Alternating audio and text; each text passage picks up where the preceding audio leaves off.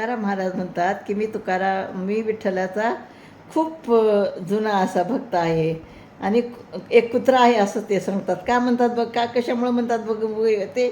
शिळे खाता आला विट, सुने धीट पाय धरी, कानबाते जाणे खूप खुन, ऊन ऊन घास घाली, आपुले ठाईची घ्यावे, लाड भावे पाळावा, तुका म्हणे मी जुनाट सुने, मोहे तेने परतला. तर संसारातील विषयरूपी शिळे अन्न खाऊन खाऊन कंटाळा आला की कुत्रा काय करतो, आपले मालकाचे पाय धरतो. मग कान्होबा देव त्यांच्या अंतकरणातील भाव जाणून घेऊन भक्तीचे ताजे घास त्यांना खाऊ घालत असतो. मग तो देव आपल्याजवळ जे जे आहे ते सर्व त्याला देतो, त्याचे सर्व लाड पुरवत असतो. म्हणून तुकाराम महाराज म्हणतात, मी देवाच्या घरचा फार जुनाट पुत्र आहे.